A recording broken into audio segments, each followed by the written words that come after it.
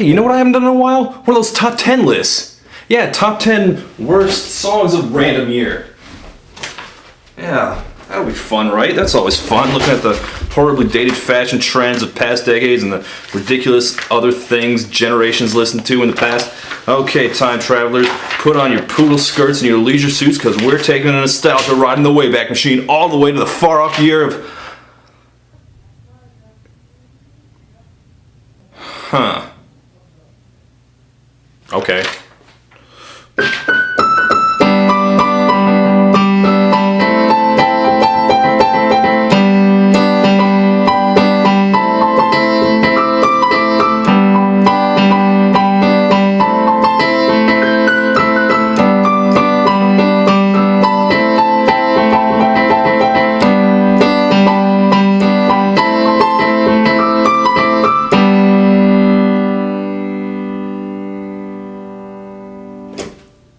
Peace up, A-Town Down?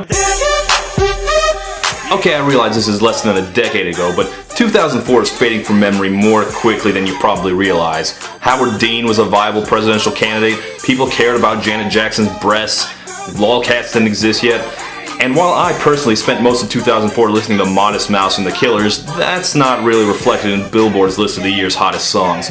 No, for the public at large, 2004 was the year of crunk. There's some other stuff in there, but more than half this list is down and dirty hip-hop party jams. We were shaking it like a salt shaker and or Polaroid picture, depending on the song. It wasn't like today, where the charts are largely the domain of the Katy Perrys and Rihannas. No, 2004 belonged to the Dirty South. And it all disappeared surprisingly quickly. I wasn't a chart watcher in '04 like I am now, but I have absolutely no knowledge of a distressing number of these songs. And I'm guessing many of them mean nothing to most of you too, unless names like Lil Flip, Nina Sky, or Ryan Cabrera ring any bells for you. All the same, 2004 holds a special place for me. That was the year that some awful Simple Plan song inspired me to start bitching about music on my LiveJournal, which I did for many years before I eventually converted it to video. Yes, this is basically the year that Todd in the Shadows was born. The birth of a legend. Alright, enough wasting time. Let's get it started in here. We're counting down! Girl, this is my sorry for 2004. The top 10 worst hit songs of 2004. I'ma take this one chance and make it real clear. I'm sorry. Number 10. Is this chicken what I have, or is this fish? I know it's tuna, but it says chicken by the sea. There. After 13 years and a billion paparazzi photos, there you have Jessica Simpson's only major contribution to pop culture, being outsmarted by a canned food label. In 2003, Jessica Simpson launched her career as a reality star, one which she apparently continues to this day. But believe it or not, she actually started her career as a singer, and she actually had some success in it. Not success anyone remembers, but, you know, success.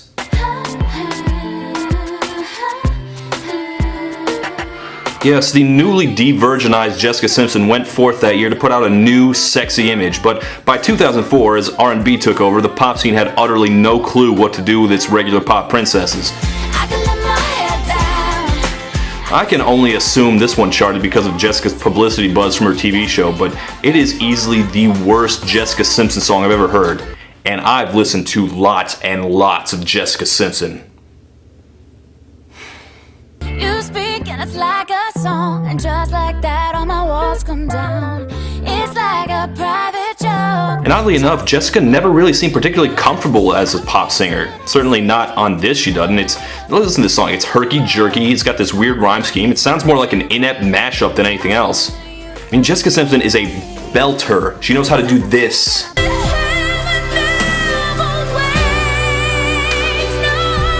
Not so good at this.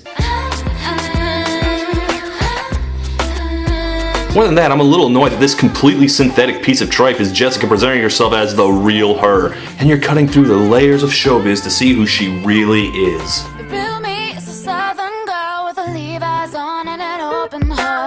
Right. No, this is so calculated it was written on a TI-83. Chances are that even her husband never met the real Jessica. I certainly don't buy that this malformed piece of fluff is anything real. Look how down home and real she is. She's not a living, breathing publicity machine at all. She's just Jessica from the block. Whatever. Now that I'm with you. Girl, this is my sorry for 2004. And Number 9. Now, like I said, I was only listening to rock music in '04, so I was a little shocked at how little there was of it on this list. Why is the rock so unrepresented? Surely we had someone to be our standard bearer of rock and roll. Oh. Well, God, no wonder this genre was dying. How the hell do we wind up like this? And why weren't we able? No, that's a good question, Chad. How did we? How did we end up like this every single year of the Bush administration, like clockwork, with another completely awful Nickelback single stinking up the radio? Nickelback were always a terrible band from the very beginning, but it was right around this year that they began building their reputation not just as a bad band, but as the worst band of all time. Someday, somehow, we're gonna make it alright, but not right now. Somewhere there's somebody who will tell you that the critics were too harsh on them, but that person is not me. Now, their big hit in 2004 was called Someday, and it was mainly only notable for being a shit-blisteringly blatant recycling of their first big hit, so much so that one amazing remix just played them side by side for comparison. Never been as you wind up like this. I couldn't care why weren't we able to see the signs that we Why they would want to recycle a song that was awful to begin with is beyond me. People use the term butt rock to refer to a lot of things, but I think it best applies to Chad Kroeger, because he literally sounds like a butt. someday, somehow. That, more than anything, is the key component in Nickelback's rock bottom reputation. The fact that Kroeger the Ogre sounds like he's singing directly out of his colon. We're here anyway. Every single song he just wails like that. How do you think he answers the phone? Also, this is a minor nitpick, but the lyrics suck too. Well, someday, somehow, we're gonna make it alright, but not right now. Yeah, he's gonna make it right, but not right now. I mean, the game's on. I can't wait. Jeez. And the sad part is that Nickelback would go on to get worse. Benefits were favoring me. Much worse Look at this photograph. than Someday.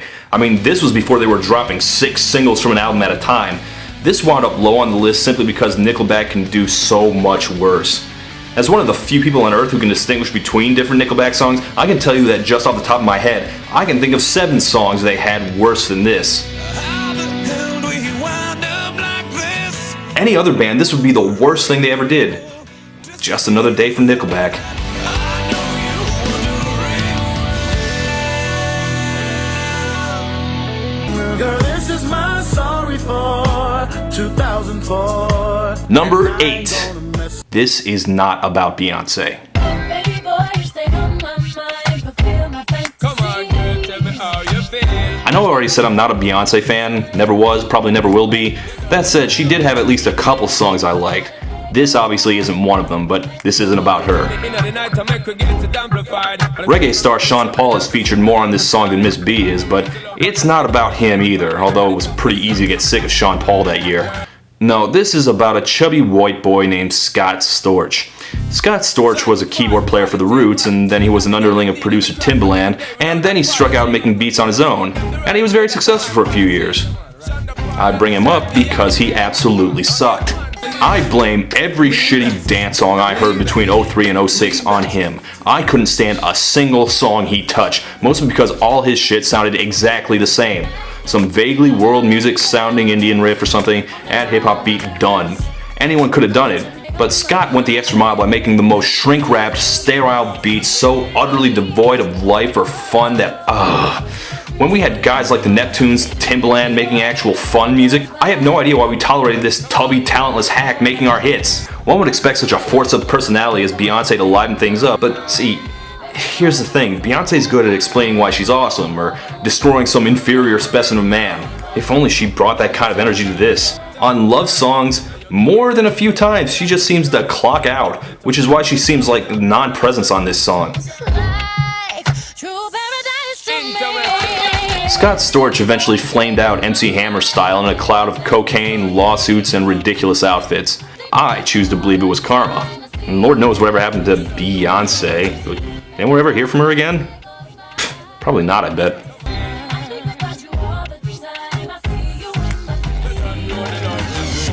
Girl, this is my sorry for 2004. Number 7.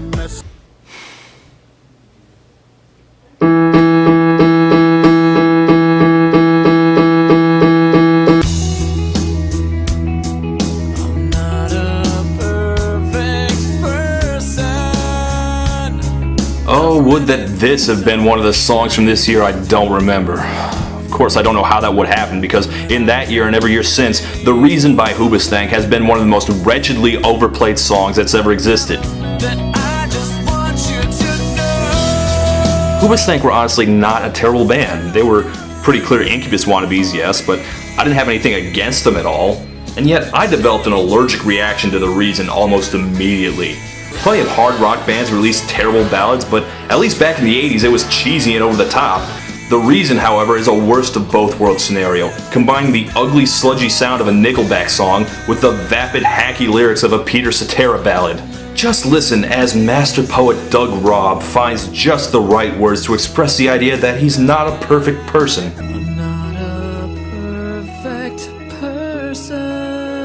And weaves romantic tapestry of imagery to show that he's sorry that he hurt you. I'm sorry that I hurt you.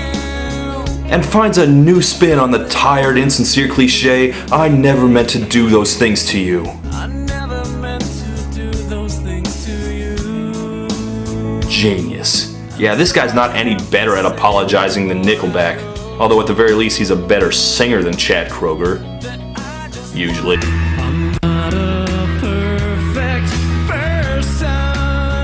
It's just not a very convincing song. Oh, I never meant to do those things.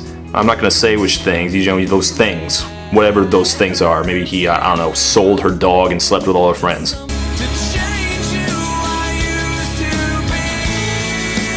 You can't change who you used to be, dumbass. The song starts with a guy saying he isn't perfect, and then he goes on to prove it. Hoobastank immediately disappeared after the biggest hit, and yet, despite Hoobastank's lack of further success, The Reason persists in all its dull, gray awfulness. For the love of God, why won't it just go away? This song Hooba sucks.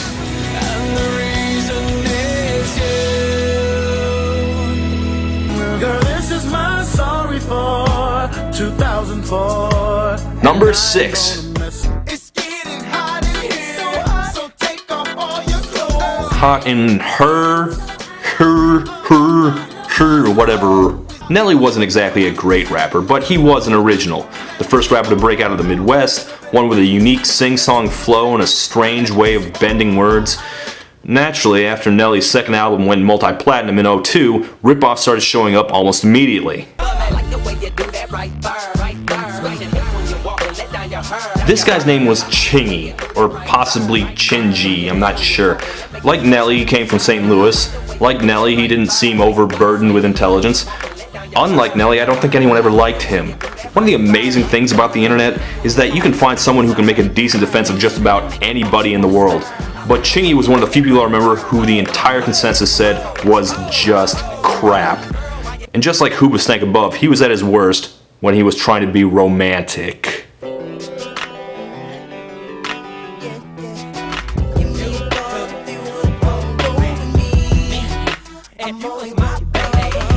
Chingy was one of those guys whose entire idea of romance came from internet porn videos. He didn't exactly liven things up with great lyrics or amazing flow. In fact, his voice is by far the worst thing about him. He seems shocked by everything he says.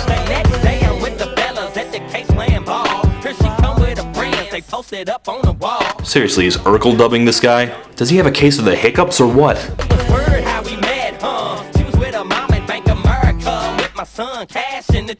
Look, don't creep on girls at the bank or the grocery store or whatever, jeez.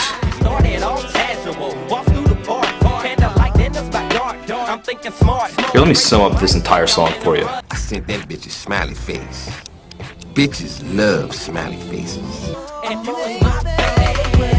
You know what else is one call away? Irrelevance. Girl, this is my sorry for 2004. Number 5.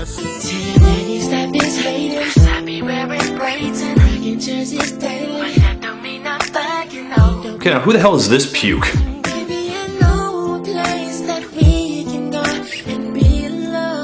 Okay, this is Lloyd. Never heard of him. Well, that's an excellent Marilyn Monroe impression he's doing. This guy's a singer, really? Because he's singing like he has a bad case of hay fever and a pipe wrench tightened on his nuts.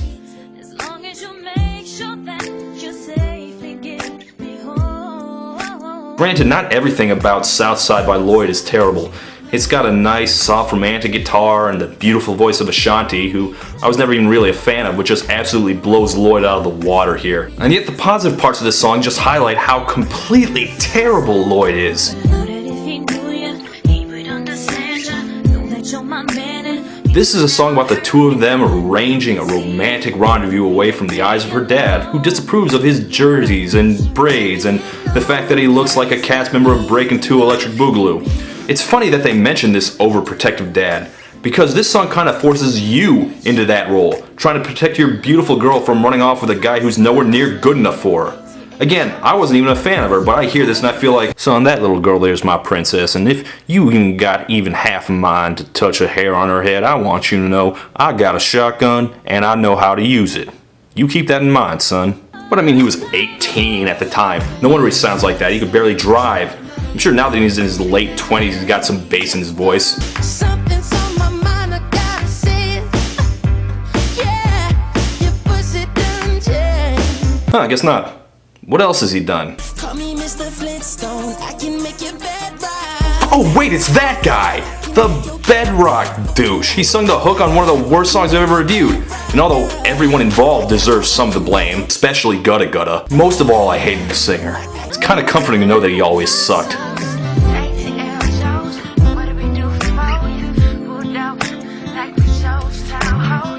Oh baby, Georgetown Hoyas. Big East Conference. I'm gonna fill out your March Madness bracket.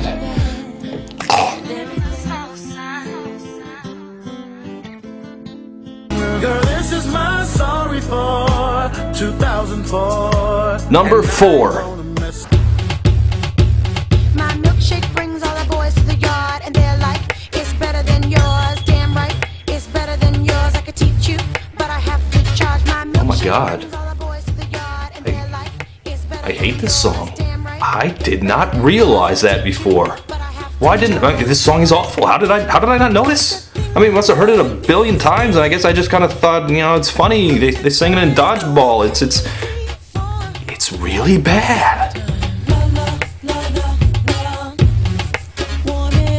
Khalees, she basically just ended up the world's warm-up for Fergie, and this was her biggest hit, and it's... Holy crap, I don't even know what to say. It's just terrible. It's just flat out freaking crap. I mean, am I crazy? Okay, so, Khalees is part of her milkshake. We never ever really found out what her milkshake was. Apparently its recipe is worth something. I'm guessing she means more than the $2.59 it costs at McDonald's. Look, I don't even know what I'm talking about. I'm just dumbfounded. I really didn't know I hated this song so much. It's unlistenable. It sounds like garbage. It's disjointed. It's awful. It's just noise. It's the worst thing the Neptunes ever made. Am I the only one who notices? Milkshake. I drink your milk. I don't know what to say. I assume people who hate it now hate it because they just got sick of it. I mean, I wasn't sick of it. It just sucks. It just plainly, obviously sucks, right?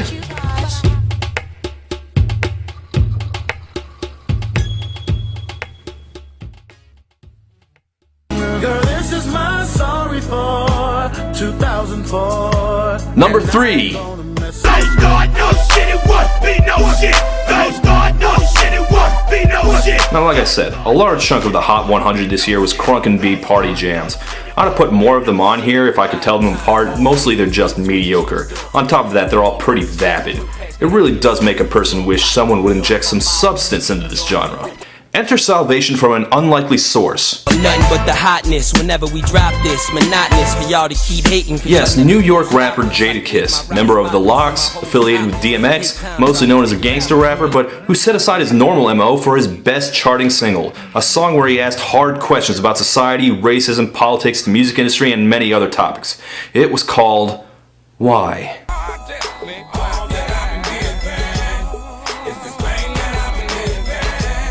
Like I said, it was a serious departure from the mindless trends of its time, so why is why on this list?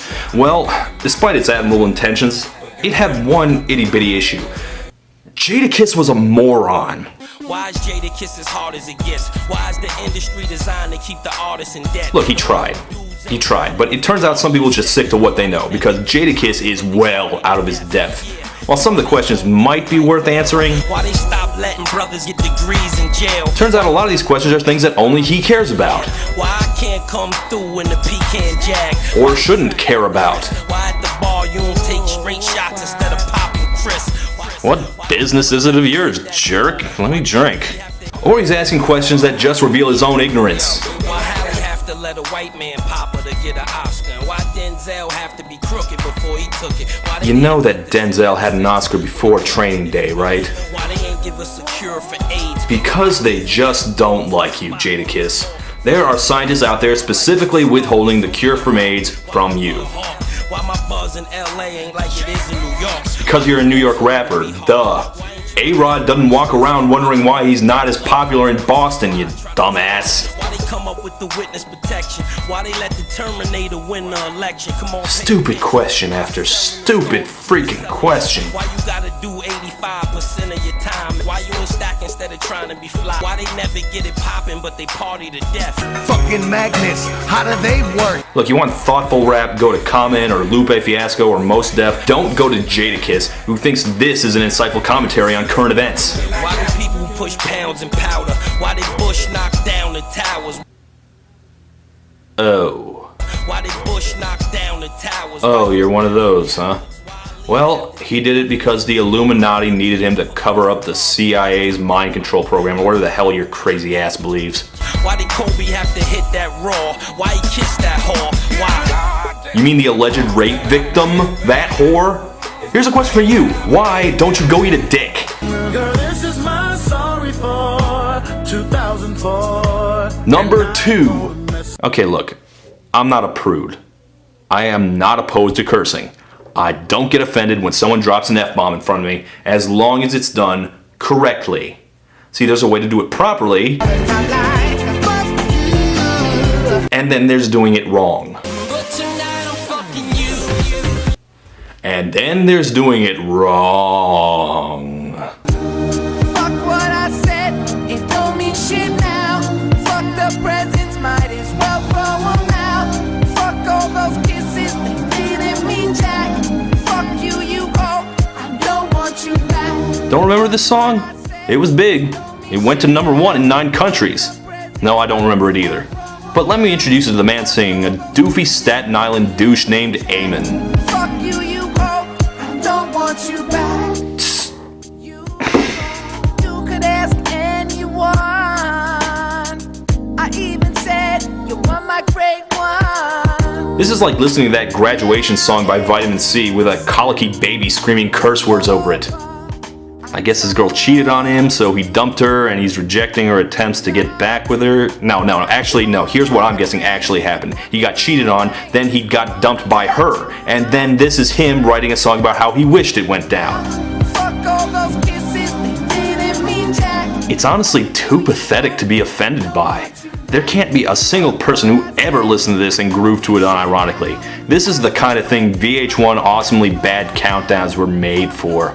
Even if you do like it ironically, and from research that's the only people I can find who do like the song, even if you like it ironically, we already have a much better FU song written by a much better artist that's funny on purpose, and you can listen to it without guilt. You played me. You even gave them head. Now you're asking for me back. You're just another hack. I might have to do a further episode on this because I'm looking and this guy's album included such unfairly ignored potential hits as Get Off My Dick, I Love Them Hoes, and Ass Is Fat. Fuck you, you hoe. I don't want you back. And no one anywhere wanted you back either, Eamon. At least you have this one great song as your legacy.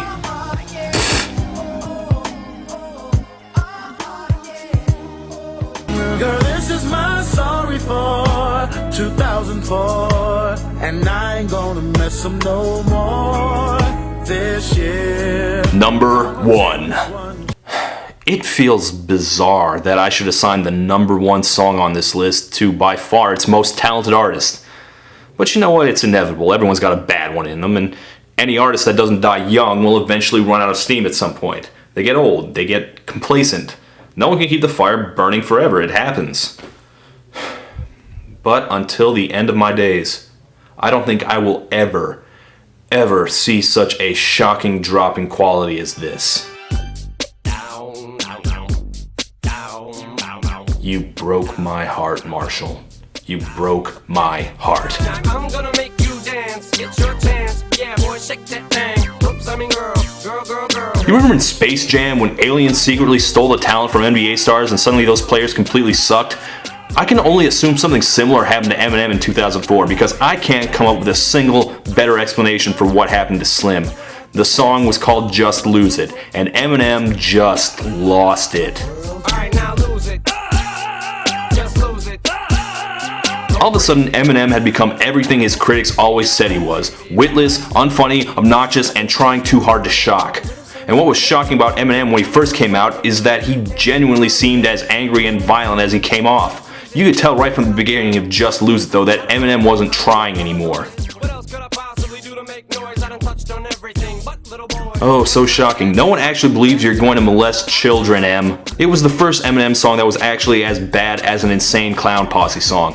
Eminem was supposed to be vicious, angry, dangerous, not this. Give a little poot poot, it's okay. Oops, my CD just skipped, and everyone just heard you let one rip. Alright, stop. Pajama time. MC Hammer? Michael Jackson? Beavis and Butthead references? The TP for my bunghole, and it's cool. How sad is this? If he made a Lorena Bobbitt joke, it'd actually make the song more timely. More importantly, what happened to his flow? Just a year before, this was the Eminem I knew. Snap back to reality. Oh, there goes gravity. Oh, there goes rabbit. He choke. He's so mad, but he won't give up. Daddies, he knows. And now we got... I don't have any lines to go right here, so That wasn't a rap, that was a statement of contempt for you, the listener. That was pathetic. What do you have to say for yourself? Alright, now lose it. I'm sorry, could you repeat that? R, you say? Just checking. After the unmitigated disaster that was the entire Encore album, Eminem wisely decided to sit out the rest of the decade. After a flop attempt at a comeback, Eminem finally regained some kind of form in 2010. He's still not as good as he was in his prime, but at least he's not this. Then again, the fact that this exists at all was probably evidence of intentional career sabotage. I don't miss 2004, and I'm betting Eminem doesn't either.